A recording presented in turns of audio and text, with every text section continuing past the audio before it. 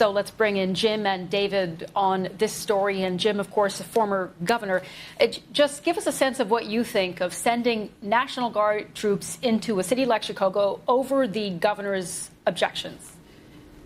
I insist on addressing this in two ways, not one. First of all, the crime issue in the United States is very serious, particularly in the central cities like Chicago.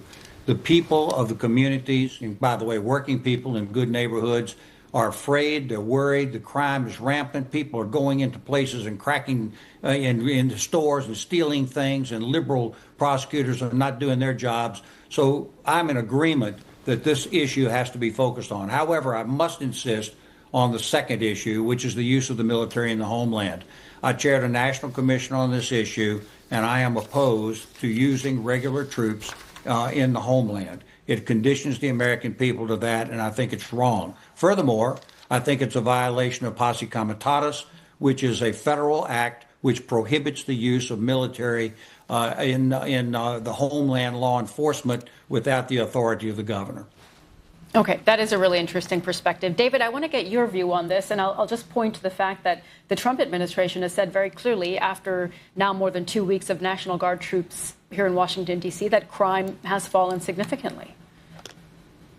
Well, if this was about crime statistics, I'd like to see which statistics the administration is talking about, because we've seen stats that point to places like Louisiana, where Speaker Johnson is from, and Mississippi have higher crime rates than California or Illinois and or D.C. And so these are not about just statistics. To go back to what the governor talked about in the previous segments about pulling at the heartstrings, we've got to look at the real facts. And what's happening here is Donald Trump is just blaming blue states or states run by Democratic governors, but not really looking objectively at what is the problem and how do we fix it. So that's really problematic. And I agree with the governor that we should not be using the U.S. military in the homeland, that this is a real problematic, this is a real problem. And the Governor Pritzker out of Illinois, he called it an invasion because he's standing up for Illinois and to protect his state and his cities and federalism itself as well. Because it's a real slippery slope. We've got a bit more of that interview with the governor, David. So I just want to play, actually, a bit more of the Illinois governor's interview with Ed O'Keefe of CBS, J.B. Pritzker, saying that the president has, quote, other aims for deploying the National Guard. And he was asked what those aims were. The other aims are that he'd like to stop the elections in 2026 or, frankly, take control of those elections. He'll just claim that there's some problem with an election, and then he's got troops on the ground that can take control if, in fact, he's allowed to do this.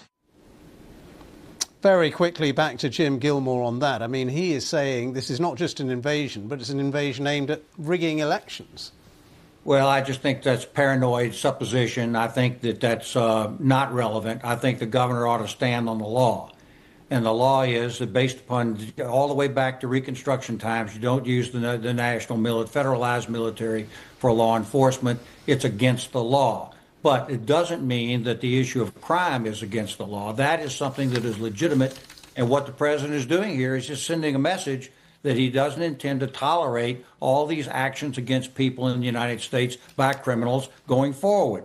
So you're right on the message on there, but I disagree on and would never counsel him. Governor, I would agree with you if it were in red states as well. If the president showed us, hey, this is a crime-ridden city, we're sending in the National Guard, we're sending in U.S. troops to do X, Y, and Z, then I would agree with that. And I think most Americans would. The problem here is if it's a blue city or blue state, then it's okay. If it's a red city or red state, then we're not going to send you the national.